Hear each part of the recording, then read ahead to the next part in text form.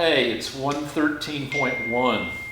Our director thinks we should add variety to the production by doing sets while we discuss stuff. And Lance thinks... I'm a team player. I'm going to quote Daenerys from Game of Thrones. You're blocking it. When they asked her what season 8 was going to be like, she said, "Best season ever."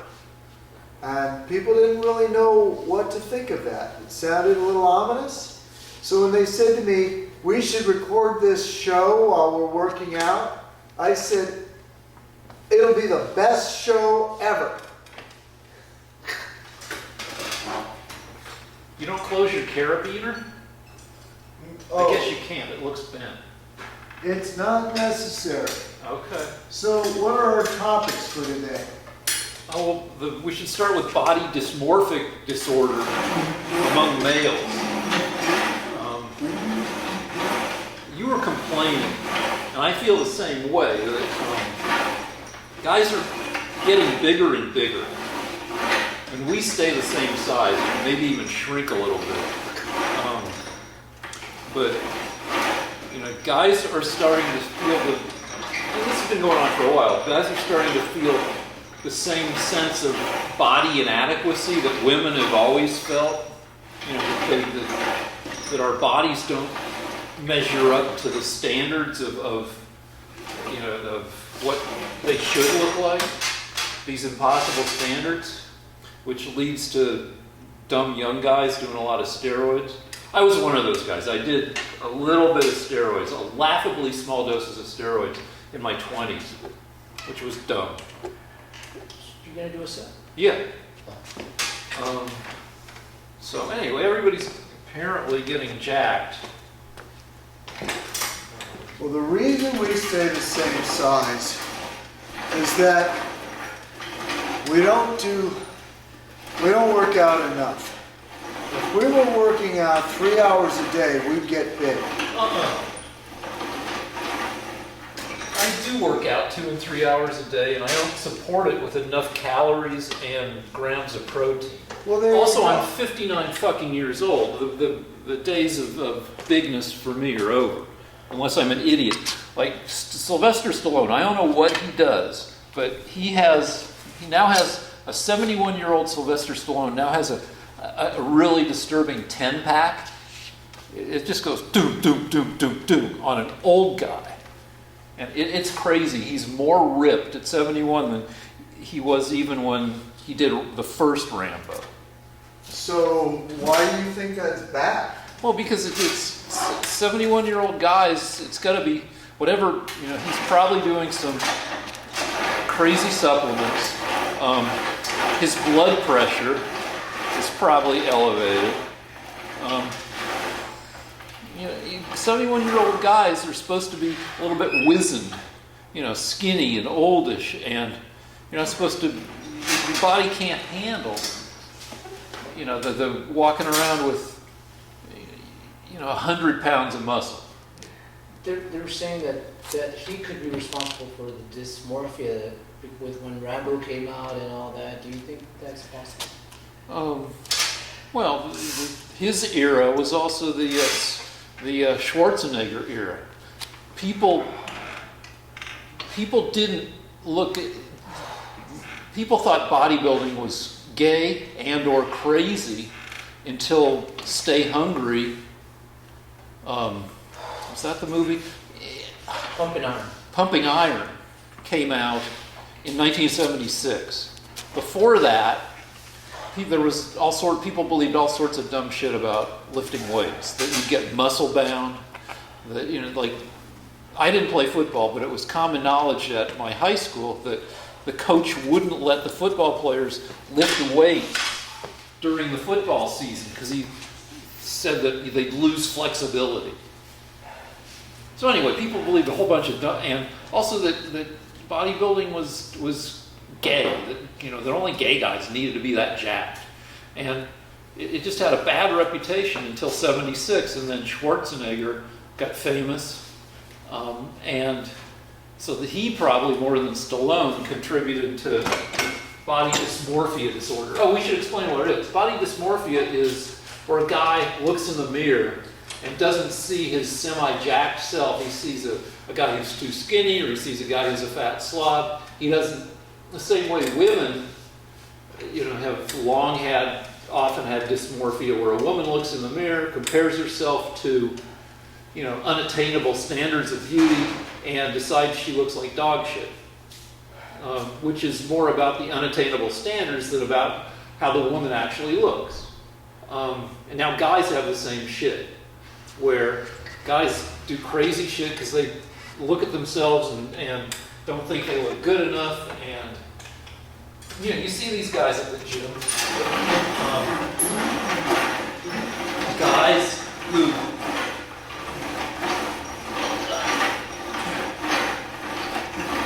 started lifting weights for the same reason that I did, to try to get a girlfriend. And then it goes haywire. That they pass the point at which they'd be attractive to women like 8 years ago. Now they're at 5'10", they're 220, and they've got they got veins in a not attractive way. And they've got the orange fake tan. Whatever supplements they're doing is maybe really made the muscles in their cheekbones hypertrophy.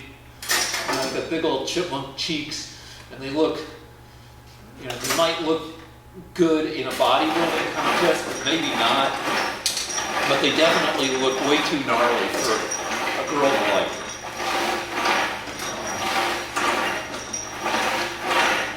Should we keep doing this? This is getting in the way. Okay, all right. Are we done with this topic? Lance, do you have thoughts on body dysmorphia? Well, it's said that as soon as you walk into a gym, your muscles are too small. Because obviously that's what happens. You're trying to build up. I actually think it's a really good thing. I think that the new generation will be, if the new generation chooses to keep the genitals they were born with, which is, I'd say 50-50 at this point, they will end up with fantastic bodies, great nutrition, and live much longer than our generation. So I actually think it's a good thing. Well, in the future, there will be an easy genetic tweak you can buy that will tweak your body so you can stay jacked even if you do zero exercise. Because it turns out, I read in Scientific American a few months ago, there was an article about how other animals, horses, dogs, can be largely sedentary and stay jacked.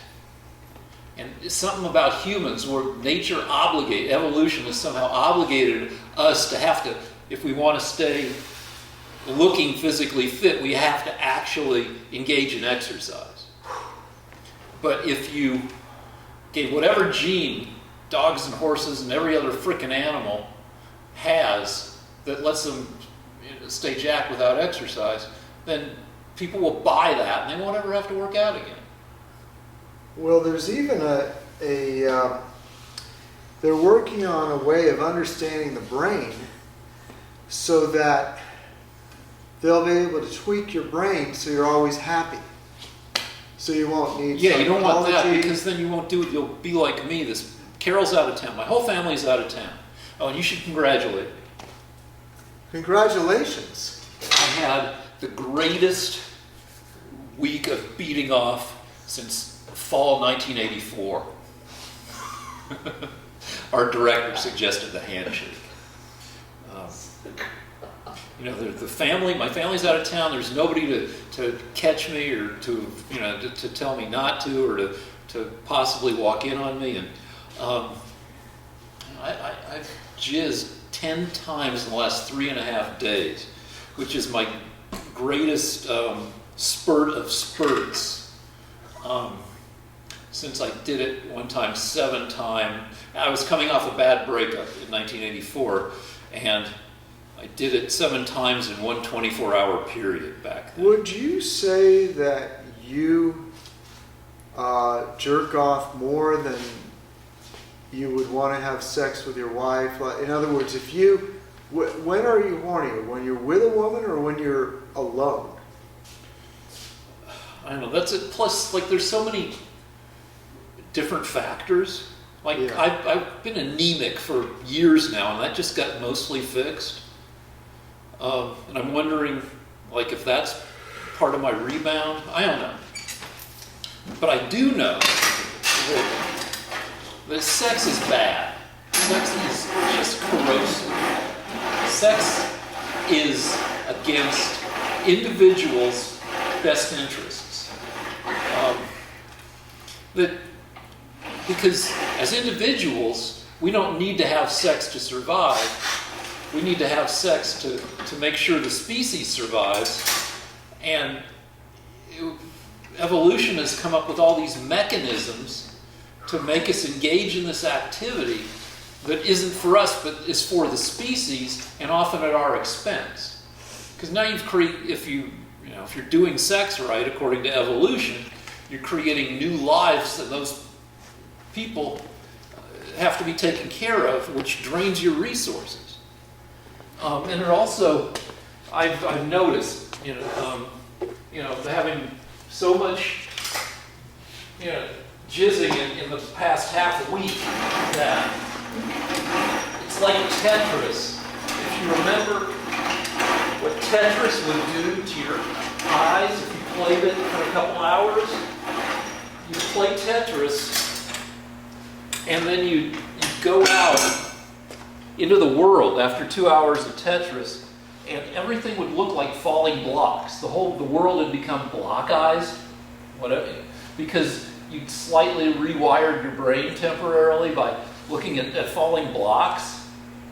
And I've after so much sex, I go out into the world, and now, the women I see, I'm looking at them more sexually, which is never a good idea, especially now in the Me Too era, because I've sexualized myself with all the beating off. And it's just a reminder that sex isn't for the individual. It's for the species, and nature tricks us into having sex by making it feel super good, making it feel subversive, making it, when you feel like you're getting away with something if you have sex, unless it's in part of a loving marriage or something, which is a whole other weird thing. So you don't think sex is mainly to procreate? Yeah, well, according to evolution, it is. Evolution, doesn't care about all the sex we have where you don't reproduce. And it's set up, it's arisen through evolution to, obviously you're going to have a lot of sex where you don't reproduce, you're going to beat off or whatever, because evolution has made it feel super good. Lance? Well, it's not even evolution. A lot of people don't know this, but it turns out that even women their bodies are subordinate to their sexual function. Now, what that means... That makes too much noise. Well, good that you didn't make noise, because this is profound, what I'm about to say. I'll stand next to it. Okay, did you hear what I said about women's bodies? See, it turns out that the female breast could be like a dog's breast or a cat's breast. Flat. Yeah, it could be flat. But it's the female breast has developed the shape, the volume, for the same reason that the female buttocks has developed the volume it has, because of selective breeding. So it turns out that I don't believe this is the case with men. It turns out that women have actually been selected so that they are now, I think, more beautiful than ever. I think this generation of women is more beautiful than any of the previous generations because of the selectiveness of evolution. And also, this is a little known fact, if two good-looking people measured by, whatever the scientist averages out, proportions and everything. If two good-looking people have a child, the first child will be female.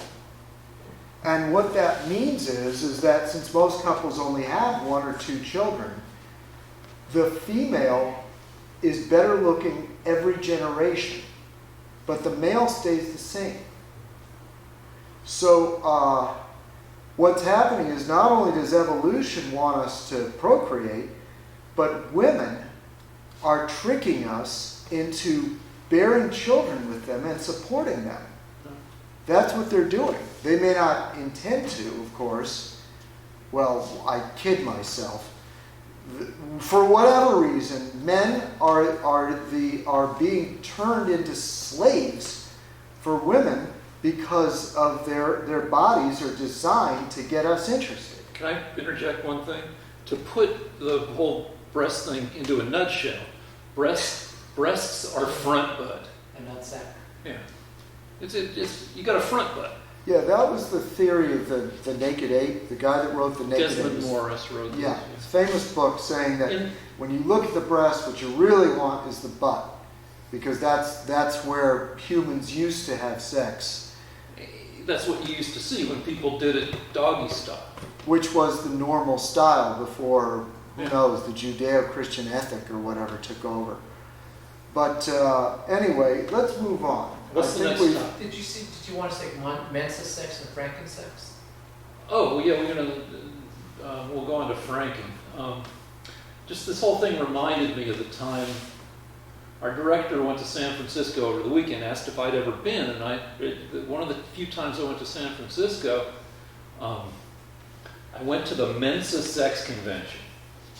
Everything I did in the 80s, at least until I met my future wife, was to try to get a girlfriend or to get laid or both. You kept that up a few years after you met your wife too, didn't you? No. And after you were actually married, right? No. Oh.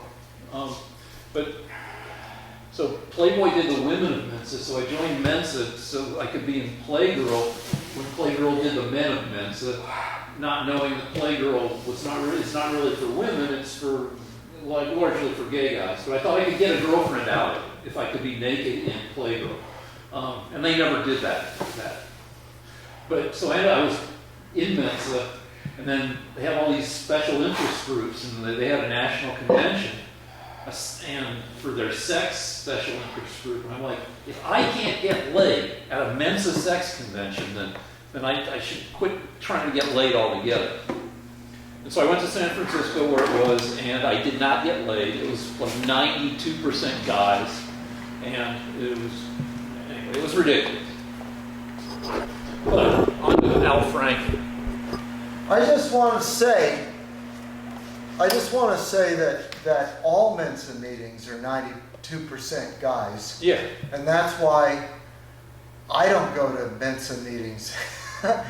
Not that I would be as qualified as young Rick here, but if I could somehow fake my way in, You could. I'm just a dumb painter.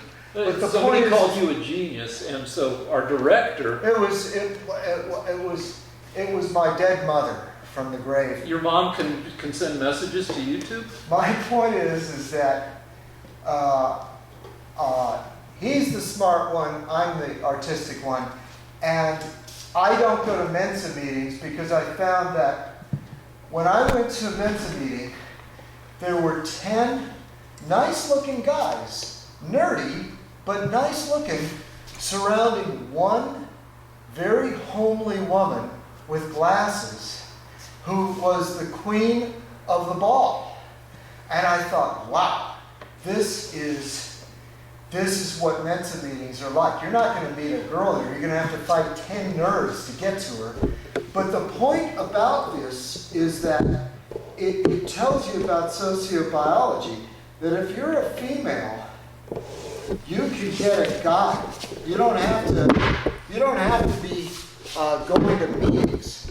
If you got 2 arms, 2 legs, and 2 eyes, you can stagger into a bar and get a guy. Because women are more selective, obviously. Therefore, all these smart, attractive guys were going to Mensa meetings hoping to find a girl they could relate to. Because they thought their intellect is what separated them. Or they thought they wanted an intellectual connection with a woman. And let me tell you guys, more wisdom from Lance. I know we do this every week, but I think it's important. If you're an intellectual guy, and you're thinking, well, I'm so smart, I want a woman I can have a meeting of minds with, and, I'm going to wait around till I can find an intellectual woman. You know what? You're a chump. If you want an exchange of ideas, get a book. Argue with people on Facebook. When it comes to women, get a woman that you are sexually attracted to. That's your best bet. Because if you're stuck trying to find a woman you relate to intellectually, and you're already super high IQ, guess what?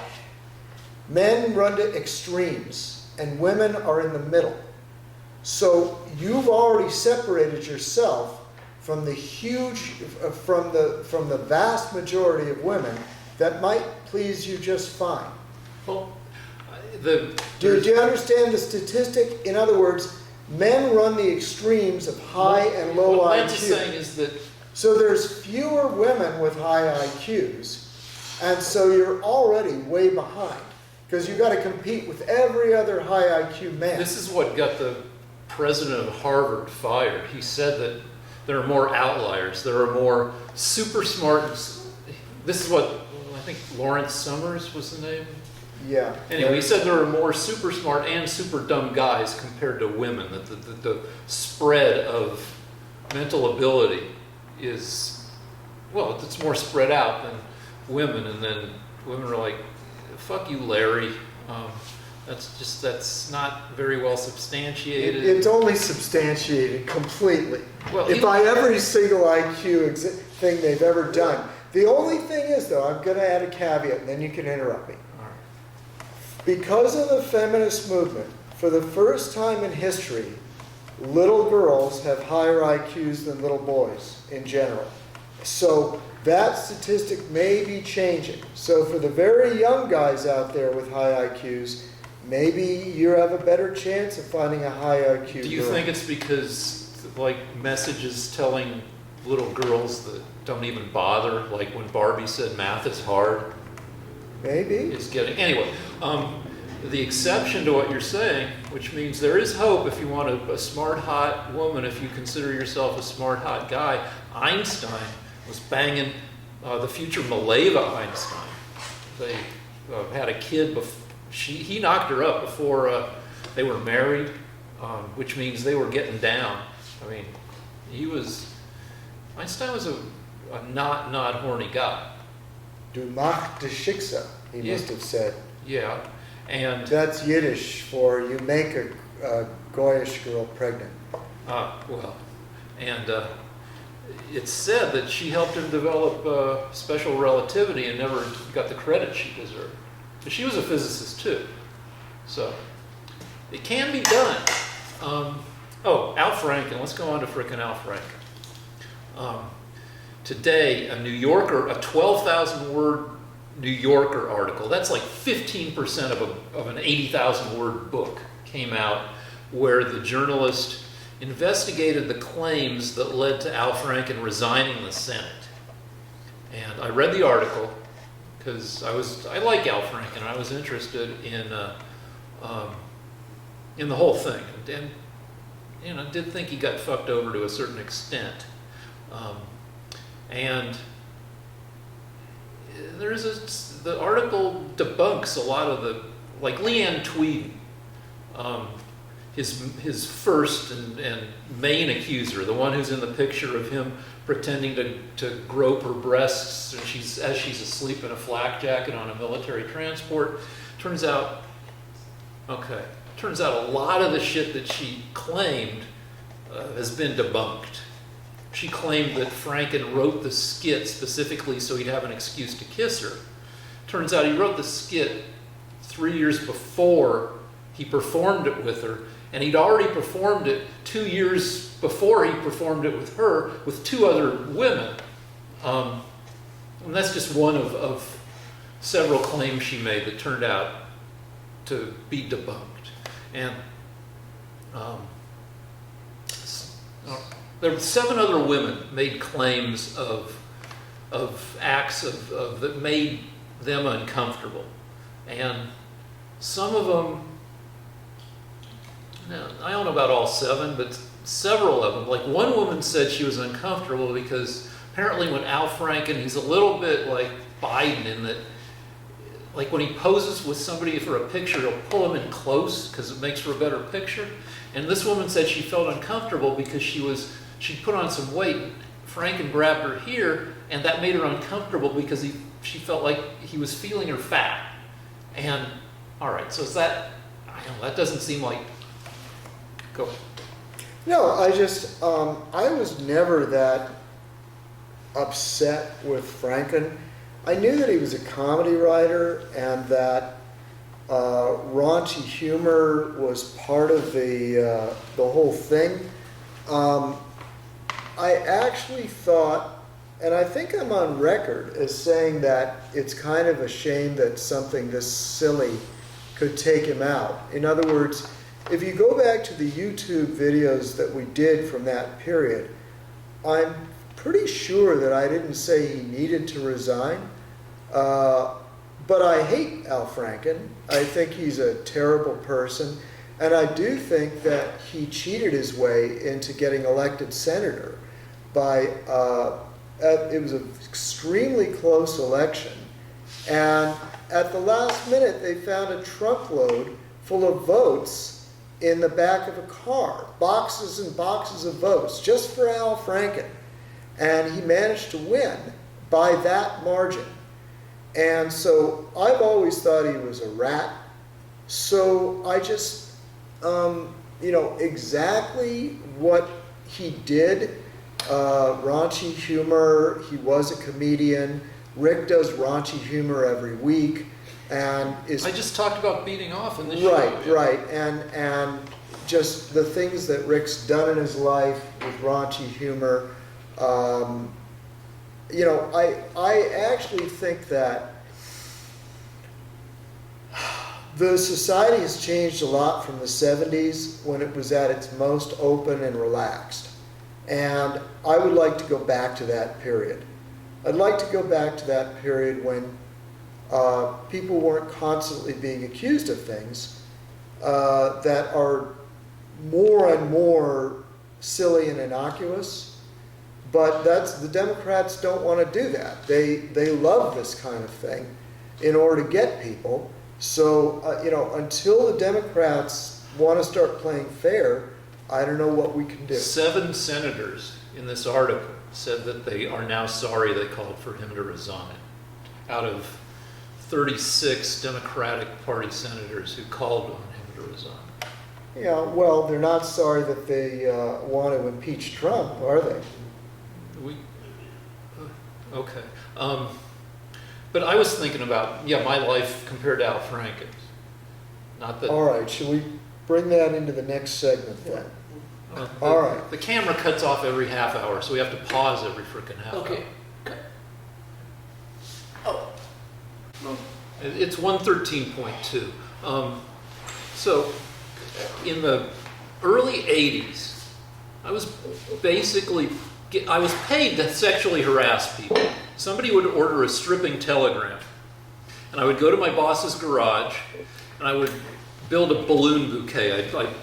I'd fill 5 balloons with helium, tie them off, tie them to a teddy bear, and I'd take myself and my boom box, this is in Albuquerque, New Mexico, to the place I'd been hired, and I would find the birthday girl or the bachelorette, and I'd fire up the boombox. I had breakaway pants, tearaway pants, and I would tear off my clothes, chase her around.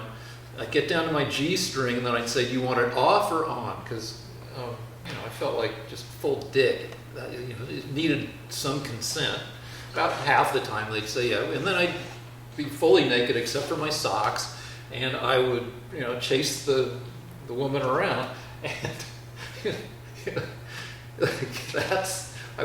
and then I get paid $50 plus tips, except not one person ever tipped me, and of the $50, I'd get $25, and this was decent money for 15 minutes work in Albuquerque in 1986. Were these bachelorette parties? I missed that. I was working. Yeah, they were parties with women, either a bachelorette party or a birthday party, or a couple times just an excuse to have a guy show up and be naked. And how did you come away with, what feelings do you have about the fairer sex after this? Well, I have more feelings. Talk about body dysmorphia disorder. I never got the full on. Well, occasionally I'd get. Only very occasionally would I get positive reinforcement. Like one time, this girl named Paige, I wrote it down in my, it's not really a diary, but anyway, she reached out and very gently cupped my penis. Not cupped it, but and then I fucked it up. I should have asked for a phone number. It's a long story, but anyway. More often, the reactions I got were not. People did not. Just one time. So it's not that bad. They shut me down before I was naked and said, "We're sorry. This is not for us. We expected somebody who looked more like they would be in Playgirl." But I never got laid out of it, I left feeling fairly inadequate. Though, I did a good job. I would go fucking crazy. I would climb all over furniture. I just kept. One time I ended up on top of a dance because they had a super high cathedral ceiling in the kitchen, and I got up on top of the refrigerator and was dancing there. I was pretty high energy, but the feeling I got is that women know what they want, and I wasn't it, generally.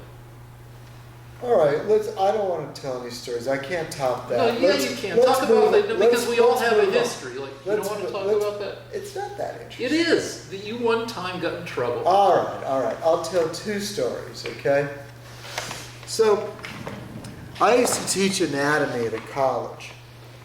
And what happened was, every week, every new semester. Wait, was this anatomy for art or anatomy, physiology, and sciences? Anatomy for artists is pretty serious. It involves the bones and the muscles, and it's very extensive. Except for actual bone doctors who know every quarter inch of the kneecap, a good classical artist knows the body as well as a doctor in terms of muscles and bones. And so I used to teach this, and the first day of class, every semester, I would teach the midpoint of the body. Well, the midpoint of the body is roughly around the genitals. And for the first 6 semesters, we had a male the first day. And just to sort of liven up the room and get people used to what we were doing, I would call the middle of the male the winkle. So for 6 semesters, I would say, and here is the winkle, the middle of the body. Now, everything was fine until the semester where I hired a female. And I said, okay, now here is the middle of the body, the woo-woo. And so I ended up getting fired because one of the noble and wise feminists in the room reported me for criticizing the dignity of the female vagina. Now, in my defense, I didn't call it the axe wound. Don't do this. I just said the woo-woo, which I think is kind of a childlike way of saying it. But I was called into the office, and that was the beginning of the end. Now you got me started. I'm going to tell one more story. But wait, there's one more point that you have told me, that beginning artists they really shy away from drawing the genitals. Yeah, I mean, you kind of have to get people used to the fact that, yeah, we're drawing nudes. It's no big whoop. So you were So doing you- that by Yeah, and I was also sort of making fun by using childish words like winkle and woo-woo, but that doesn't fly, and I don't think people should get in trouble for doing that. But wait, here's an even worse one. Okay. I was at another college now, because that first college, for some reason, couldn't deal with me. And so I'm in another college, and every week, the model would change poses. So in order to get the model back in the pose, I would have to draw a little chalk line around where their feet were so that they could stand back in that chalk line. So you're saying you're doing a multi-week pose and they have to hit the same pose every week? They have to hit the same spot, yeah. And so we had this repulsive looking woman, and she was standing there, and I went up to draw the chalk around her feet. Actually, I used tape, and I You can used see the tape all here. they get it. Okay. And so I said, I was saying, I used to mutter under my breath, because there I was, the exalted professor of drawing, and I used to say to myself, I wonder if Michelangelo had to tape the feet of the models every week for his students. And, because I wanted to be doing something better with my life. But as I was taping this repulsive woman's feet. Everyone's beautiful in their own way.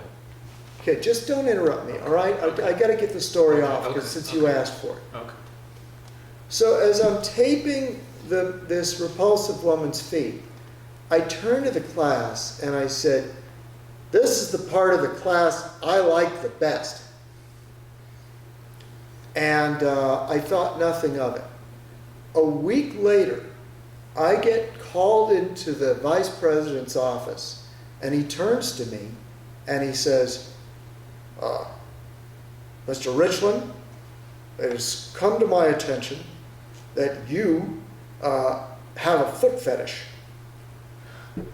Apparently, the model has reported you for perversion in the classroom. And I'm just saying, people have to lighten up. I'm not going to tell you what happened. I am proudly self-employed with my own school. And I just think people need to lighten up, that's all. And it is the Democrats and their political correctness that have made all of our lives miserable. And Rick is a representation of that. This is one more reason that I'm trying to get him to vote for Trump. Yeah, that won't fly because I say filthy stuff all the time. Case in point, I just talked about how I've spent the last 3.5 days just wrecking my winkle. All right. All right, we should go on. What's the next topic? Okay, Iran, or we could go on to the squad. All right, let Do me you have do the anything to squad. say? You do the squad first, because I just talked. Okay, so this whole past week has been Trump versus Ilhan Omar and AOC and 2 other women of color, where Trump had a rally and the crowd started. He's been saying the 4 congresswomen can't really love America and they should go back where they came from, and the crowd broke into a chant of "Send her home." Send her back. Send her back. So they and various, the media that I watch are all, entirely convinced, as I am, that this is, it goes beyond racist dog whistling. It's just straight out kind of racism. Though I gotta say, there were probably 2,500 people at that Trump rally. If you look at 10,000. 10,000. Oh, Are you sure? Well, anyway, it doesn't matter. But like, if you look at the crowd behind him, nobody's chanting. So it was only a fraction of the people in the crowd who were chanting. It wasn't like all 10,000 people were chanting that. And so I'm sure there were people in the audience there who were like, this is kind of an ugly aspect of.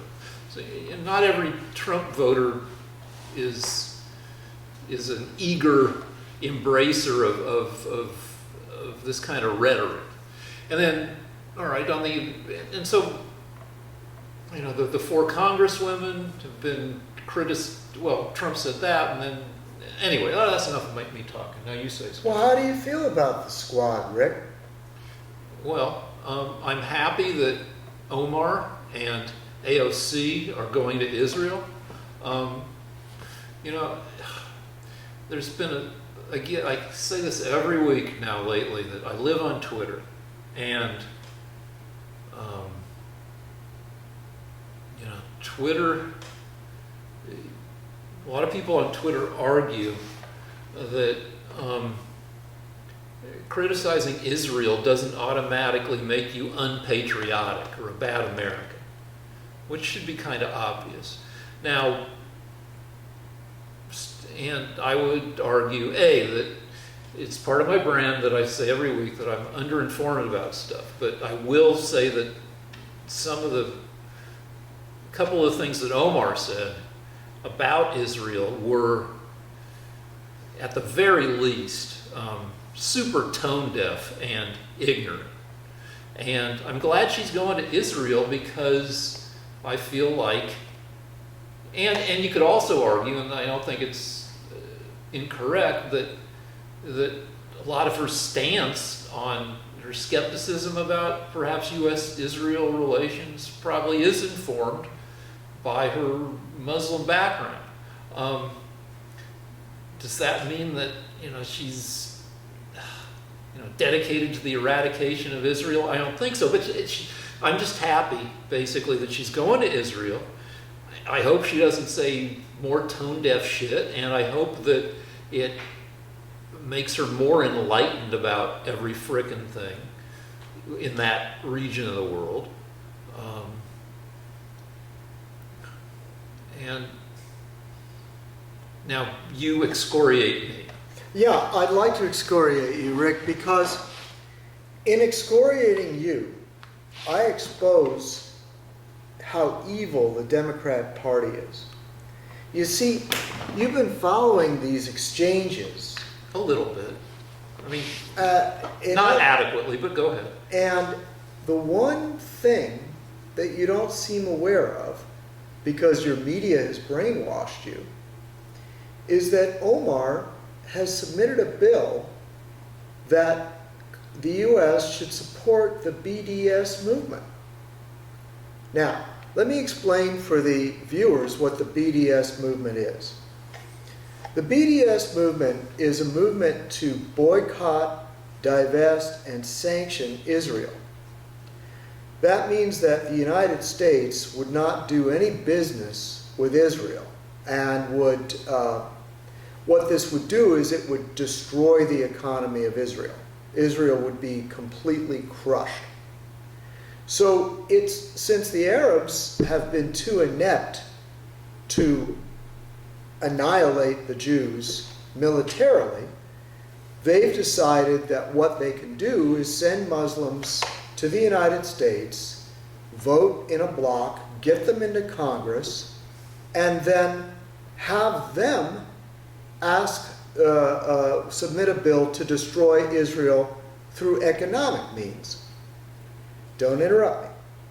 Because what's interesting to me is that the Democrat Party has done nothing to distance itself from Ilhan Omar. And Rick is their useful dupe. Rick is as innocent as a lamb and would probably vote for Omar if she ran against Trump.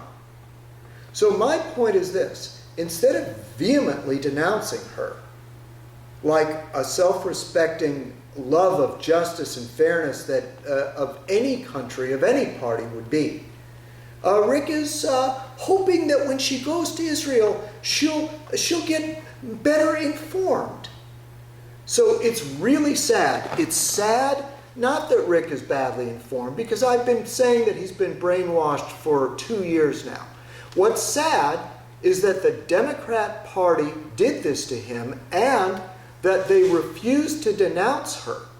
The Democrat Party is the anti-Israel party. And right now, the only thing standing between complete destruction and Israel is Donald Trump. So if you love Israel, or you simply don't want them to be wiped out by the Democrats and their Muslim congresspeople, then you need to vote for Trump.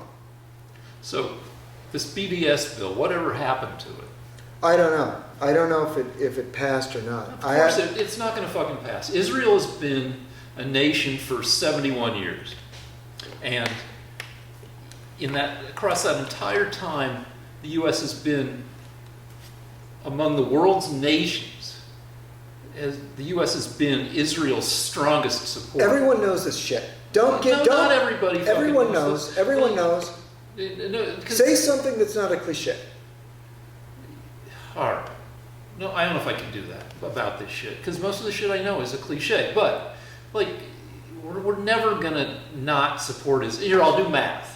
We have 2 Muslims, maybe 3, in Congress, out of 435 congressmen, people. There's never going to... I've said this a bunch, too, that we need to worry more about the robotization of America than the Muslimization of America. Just demographically, that's just not going to be a thing. But, and we're never going to, and again, you're going to say this is a cliche, but we're never going to not support Israel, even if people have issues with Israel. And wouldn't you like, I don't know, wouldn't you like if Omar went to Israel and said, you know what, well, I don't know if she's going to say, like, I learned some shit, and, you know, maybe, would you like Omar to apologize for some of the shit she said, because that seems ominous to you and destructive of Israel? Are you really sincere, Rick? Are you thinking this through? No, I don't think anything through. You think that Omar is going to become enlightened by going to Israel and see the error of her ways? I don't know. Would you rather her go to Israel or not go to Israel? I'd rather she go hang herself, because her policies are going to destroy Israel, and because she wants you and me dead. Yeah, I don't think that's her deal. Oh, she just submitted a bill to Congress to destroy Israel. When you said just, how long ago did she? I believe it was yesterday morning. I don't know the progress. We can look it up. We should at some point, but let's... But it really doesn't matter, because not one single fucking Democrat has spoke up against it, including you. All right, so we should look up all that shit, because I didn't know it was yesterday. So we'll look it up on... Does it matter? Does it matter? It might. I mean, let's just assume I'm not lying. Would you vote for her against Trump? She is a Democrat. I mean, probably. You'd vote for her instead of Trump, even though she would destroy Israel economically? Well, fucking... she's not running for president. Please don't divert. I want to know if you would... She's a Democrat. She hates Trump. Would you vote for her instead of Trump, knowing that she wants to destroy Israel economically? I mean, I wouldn't vote for her for those reasons, but I mean, Trump is so bad in so many ways that...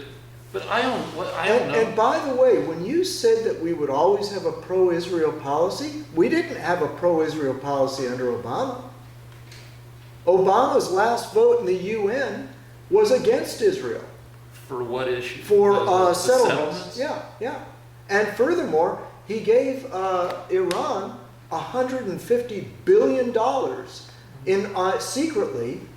And it turns out they used all that money to build up their military, which they used against Israel and us. All right. So you're telling me we'll never have an anti-Israel policy. Let me tell you something. right now, the Democrats are not standing up to Omar. She's pushing them to alienate Israel. She's pushing So the when we Democrat break, we don't have to Party. break now, but I'll read up on it and maybe I can be budged. All right. But let me say, okay, one more thing. That 150 billion. Now, it's possible to argue about it on, the deal is that Iran had 150 billion dollars, or maybe less, because they got paid back 150 plus, whatever it was, plus interest equaled 100. When the negotiations during the when Obama's negotiations with Iran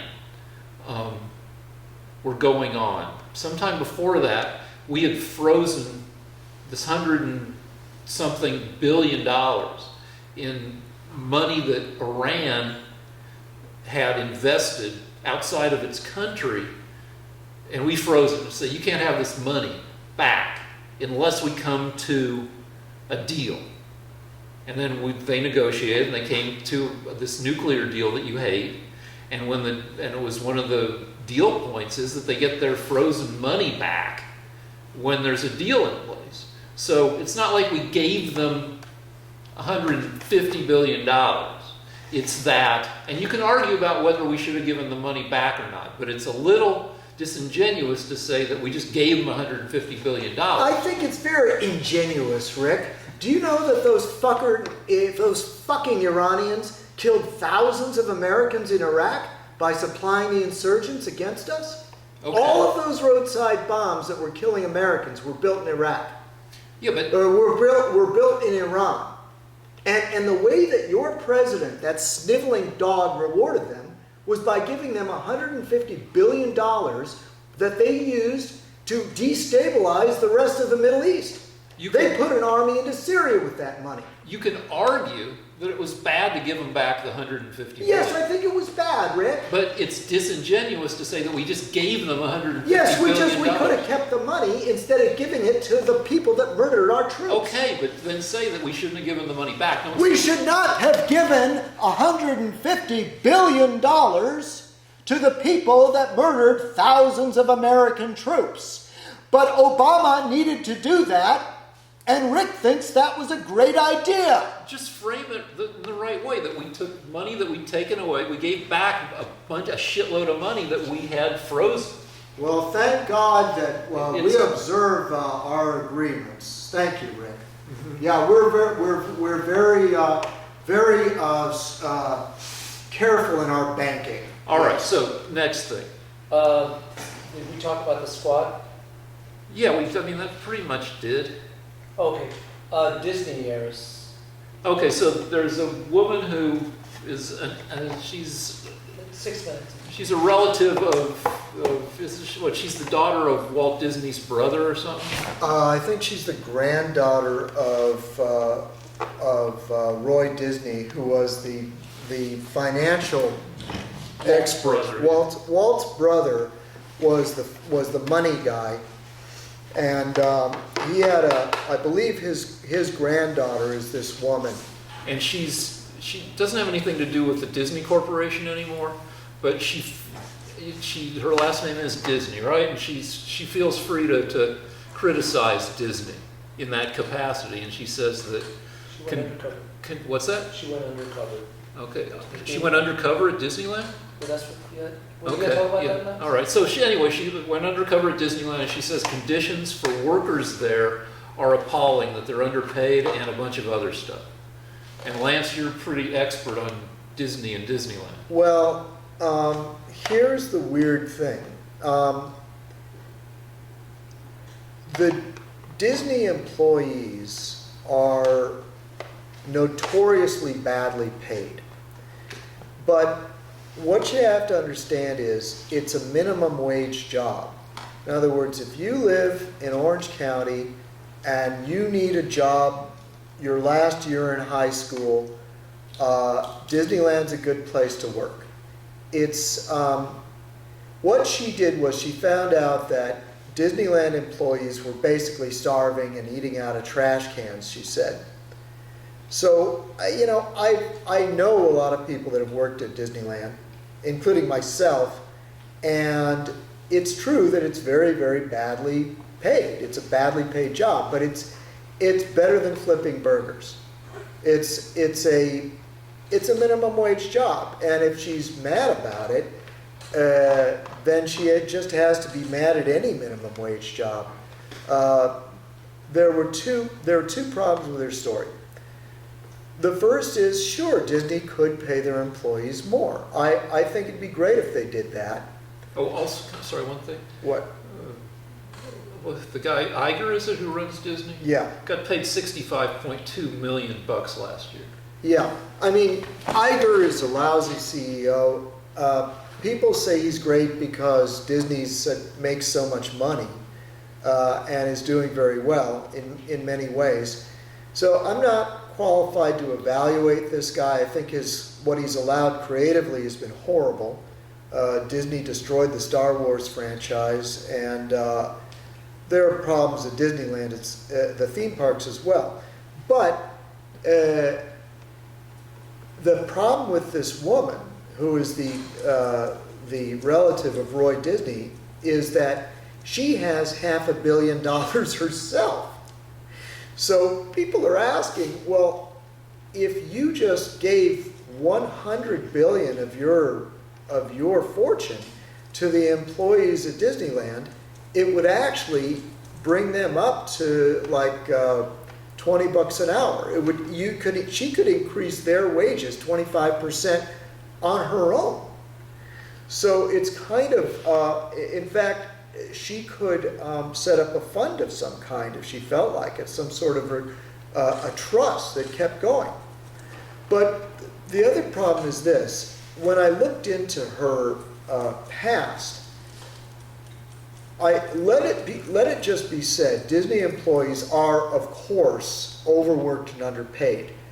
But at the same time, she's a radical, one of these very, very wealthy socialists. And so she is a radical that is sort of anti-capitalism and does a lot of extreme feminist things. I don't mind her doing films about the conditions of women in the third world, but she's clearly a very radical socialist and somebody that has $500 million. So the whole thing is kind of peculiar, and I'm only talking about it because they asked me to talk about it, because frankly my opinion is it's a very confusing situation. It's all over the news if you're interested in Disney, and there's no clear-cut answer to what's going on. I usually like to talk about things where one side's right, one side's wrong, but in this case it's just very, very confused. All right, I got a couple things. One is, I was employed indirectly by the Disney Corporation for 11 and a half years, and I got paid very well. But that was because my rates were set by the Writers Guild. Though, if TV and movie writers were paid proportionate to their rarity, like sports stars are, we deserve a lot more. You don't have, your dad was a writer, and you would agree with me that without the frickin' writers, you don't have anything to make, right? Yeah, when I was young, my father got paid $50,000 for the story of the Pink Panther. Now, a story